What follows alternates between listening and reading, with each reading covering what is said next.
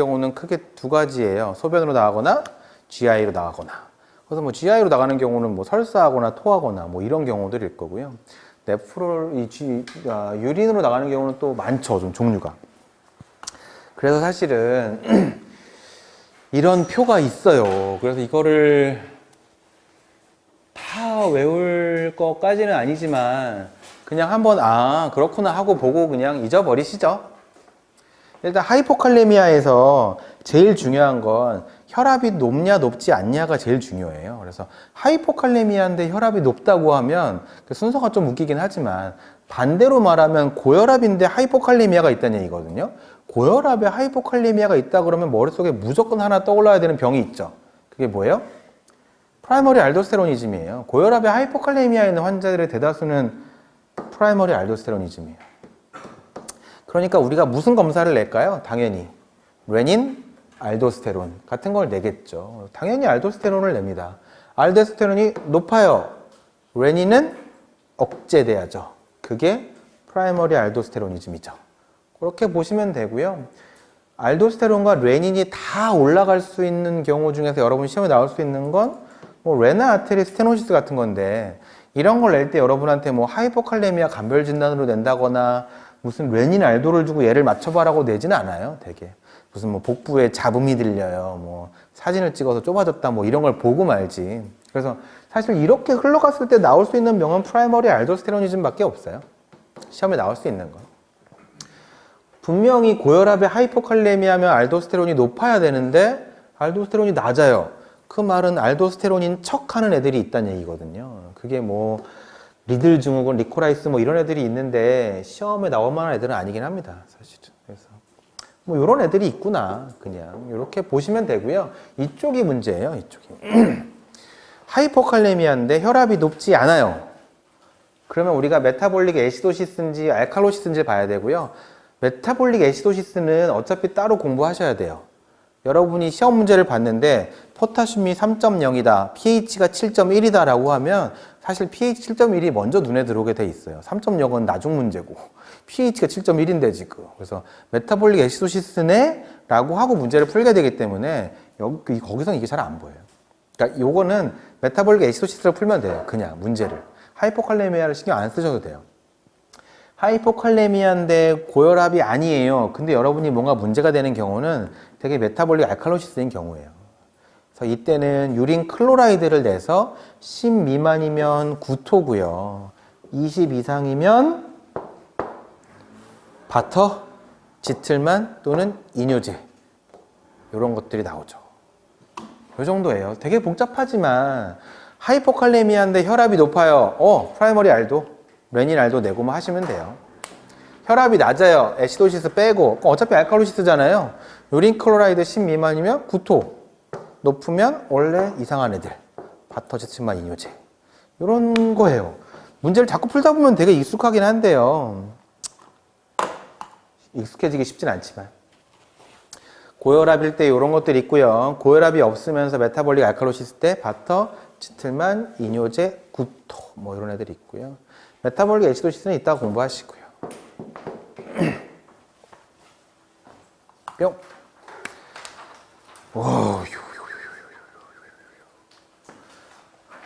이따 나오랜데. 35세 여자가 1개월 전부터 피로감이 심하고 기운이 없어 왔다. 설사는 없었다. 적절한 진단은. 여기 넣을 애가 아니었네요. 생각해보니까. 뒤에 애시도시스에 넣었어야 되는데. 하이포칼레미아 감별 진단인 게 한데요. pH가 7.28이잖아요. 애시도시스겠죠? 애시도시스, 이따가 다시 한번 말씀을 드리겠지만 바이카보네이트가 떨어지는 애시도시스면 이거는 메타볼릭 애시도시스죠. 메타볼릭 애시도시스의 하이포칼레미아예요. 이따가 괜히 여기 넣어놨다. 실험 원화형 갭이라는 걸 구해서 뭐 하여간 노멀 원화형 갭 메타볼릭 애시도시스고요. RTA 아니면 다이아레아 뭐 이런 애들이 답입니다. 답이 5번인데요. 여기서 2번, 3번, 4번 이런 애들은 1번, 3번은 메타볼릭 애시도시스고요. 2번, 3번, 4번은 다 메타볼릭 알칼로시스로 나온 애들입니다. 그 중에 4번은 혈압이 높은 애일 거고요. 그러니까 사실 여러분이 시험 문제를 보면 이게 애시도시스인지 알칼로시스인지 혈압이 높은지 높지 않은지 이런 것들을 판단을 하실 수 있어야겠지만 얘는 하여간 뒤에 나오는 걸로 푸실 수 있어요. 잘못 놀았어요, 제가. 16세 여자가 쇠약감, 보행곤란, 다뇨로 왔다. 구토도 안 했고 이뇨제를 포함한 약물 복용력도 없다.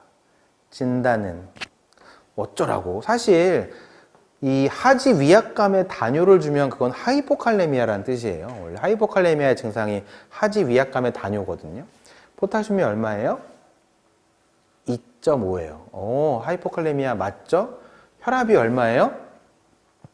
110에 70. 하이포칼레미아 감별진. 그러니까 이게 되게 중요한 얘기인데요. 어떻게 보면 전공의 선발 시험은 좀 문제가 좀 짧긴 하지만 첫 문장 이게 막 풀다 보면 내가 뭘 풀고 있는지 막 헷갈리거든요. 그럴 때 사실 이 문제 제목을 정하는 게 되게 중요해요. 여러분한테 어떤 문제를 낼 땐 그 문제의 제목이 있어요. 되게. 얘의 제목은 저칼륨 혈증의 감별 진단이라는 제목이거든요. 근데 그걸 어떻게 알 수 있냐면 첫 문장이 그걸 준 거예요. 이게 뭐에 대한 문장이라고요? 이 환자는 하이포칼레미아야 라는 문장이나 마찬가지예요. 사실은. 그러니까 이 얘의 제목은 하이포칼레미아예요. 그리고 하이포칼레미아고. 사실 제가 지금 하이포칼레미아 감별 진단 이에요 막 하고 강의를 하니까 그런가 보다 하지만 이게 문제를 풀다 보면 막 내가 뭘 풀고 있는 건지도 막 모르잖아요, 사실. 물론 제가 이것만 콕 찍어서 얘기하니까 지금 이게 눈에 띄지만 뭐 랩이 이상한 게 한두 개야? 그렇잖아요. 어쨌든 그래서 제일 중요한 건 첫 번째 문장이에요. 얘 제목을 먼저 파악하는 게 되게 중요해요. 그러면 그 다음은 되게 쉬워요. 어쨌든 하이포칼레미아 감별 진단이고요. 얘는 혈압이 정상이에요. 그러니까 뭔가 뭐 프라이머리 알도 뭐 이런 애들은 아닌 거지. 혈압이 정상이면 메타볼릭 애시도시스인지 알칼로시스인지를 봐야 되는데요. pH를 그지같이 안 주긴 했지만 바이카보네이트가 얼마예요? 32나 되는 거 봐서는 적어도 메타볼릭 애시도시스는 아니겠지. 메타볼릭 알칼로시스겠죠? 아마도. 어쨌든 하이포칼레미아, 혈압이 높지 않아요? 아마 메타볼릭 알칼로시스인 것 같아요. 그때 우리가 뭘 봐야 된다고요? 유린, 클로라이드를 봐서 10 미만이면 구토인데 이미 관심이 없어요. 왜? 구토는 안 했다. 그럼 뭐 유린 클로라이드 줬을걸요? 50이네요. 엄청 높네요. 그럼 아까 뭐가 있었죠? 여기에 남는 애가? 바터, 지틀만 또는 걔랑 똑같은 이뇨제들이 있죠. 근데 또 써줬어요. 어떻게 했어요? 이뇨제를 포함한 약물 복용력은 없었다. 그럼 뭐랑 뭐만 남아요? 바터, 지틀만. 이 남죠. 몇 번? 5번.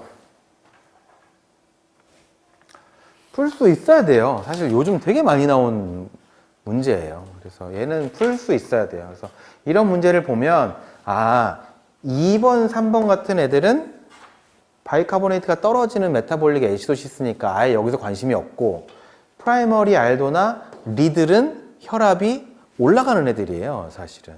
그러니까 그것만 알아도 답은 뭐 5번이네요. 그렇게 여러분이 다 판단을 할 수 있어야 돼요. 하이포나트레미아의 감별 진단이고요. 하이포나트레미아 때 플라즈마 오스모랄티가 되게 낮아요. 그 경우에 이걸 보셔야 돼요. ECF 볼륨을 봐야 되고요. ECF 볼륨이 정상이냐, 증가했냐, 감소했냐인데 딴 거 안 보셔도 되고요. ECF 볼륨이 정상일 때 세 가지는 꼭 외우셔야 돼요. 하이포나트레미아 환자가 왔는데 부종도 없고 탈수도 없고 ECF 볼륨이 정상이에요. 그때 감별 진단해야 될 병 세 가지. SIADH, 아드레날 인서피션시, 하이포사이로이디즘. 근데 어차피 R타입이 안 나오잖아요. 여러분 시험에. 그렇죠? R타입 나올 때는 국시에서는 3개 골라봐 이러고 나왔거든요. 국시에 한 3년 전쯤에. 근데 어차피 R타입이 없으니까 하나만 내면은 하이포사이로이디즘이나 아드레날 인서피션시는 무슨 뭐 하이포나트레미아가 문제가 아니잖아요. 뭐 추위를 많이 탔다는 둥 뭐 조금 뭐 그런 얘기가 주겠지. 그래서 그냥 한 밑도 끝도 없이 이 문제의 제목은 하이포나트레미아인 것 같고 ECF 볼륨이 정상이라는 얘기 이런 게 나오면 그냥 SIADH라고 생각을 하셔야 돼요. SIADH. 하이포나트레미아의 치료가 어떻게 되나요? 볼륨이 부족하면 그 언제든 수액은 뭘 주나요? 볼륨이 부족하대요. 노말셀라인이죠. 노말셀라인. 아까도 얘기했지만 소디움이 110 아래로 떨어지면서 의식이 막 없대요. 그러면 3%를 써야 될 거고요. 그 밑에 얘기 중요합니다. SIADH의 치료가 뭔가요? SIADH라는 게 ADH가 과도하게 작용하는 거잖아요. 그러니까 하이포나트레미아가 이 소디움이 부족해서 생긴 게 아니고요. 물이 너무 많아져서 생긴 거예요. ADH라고 하는 거는 물만 끌고 들어오는 애니까 물이 너무 많아져서 하이포나트레미아가 생긴 거거든요. SIADH의 치료는 수분 제한이죠. 몸 안에 프리워터가 너무 많은 병이에요. 이거는 프리워터를 줄여야 돼요. 그래서 프리워터를 줄이는 방법이 물을 안 먹으면 되지 뭐. 물이 너무 많으니까. 수분 제한이 첫 번째 치료고요. 굳이 약을 써야 된다면 SIADH라는 게 뭐예요? ADH가 과도한 병이잖아요. ADH를 다른 말로 하면 바소프레신이잖아요. 우리가 요즘 나온 약 중에 바소프레신 리셉터 안타고니스트라는 게 있다고 했었어요. 바소프레신 리셉터 안타고니스트. 그래서 무슨 밥탄이라고 끝나는 애들이 있어요. 등등 어쩌고저쩌고 밥탄, VAPTAN이 똑같은 동일된 거거든요. 밥탄으로 끝나는 애들이 있어요. 그래서 그런 애들이 바소프레신 리셉터 안타고니스트죠. 딱 여기에 맞는 치료제죠. 뿅!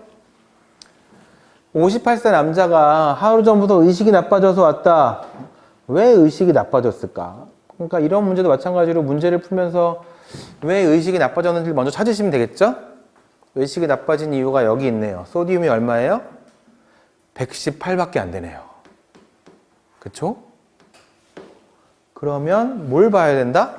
제목을 찾았으면 하이포나트레미아 라고 했으면 ECF 볼륨을 판단하셔야 돼요. 피부 긴장도는 정상이고 오목부종도 없었다. ECF 볼륨은 정상인 것 같아. 세 가지 중에 하나죠. SIADH, 아드레날 인서피션시, 하이포사이로이디즘. 콜티졸 정상, TSH 정상. 진단은 SIADH. SIADH가 생기는 흔한 원인 중에 하나가 뭐예요? ADH가 왜 과도하게 분비돼? 스몰셀 렁 캔서의 파라네오플라스틱 신드롬. 답은 5번. 작년 여러분 정원희 선발 시험 문제죠. 70살 남자가 전신에 힘이 없다고 왔다. 왜 힘이 없으셔? 처음에 뭔가 했어요. 저도 기침, 가래, 구토 자꾸 자려고 하고 뭔데? 그랬더니 폐에 덩이가 있대요. 봤더니 대놓고 좋네요. 저나트륨 혈증이 있다. 소디움이 얼마예요? 108. 이러면 의식 없죠. 근데 이미 문제에서 폐암을 줬잖아요. 어느 정도. 하이포나트레미아 주고 폐암 주면 거의 SIADH라고 보셔야 됩니다. 답은 1번.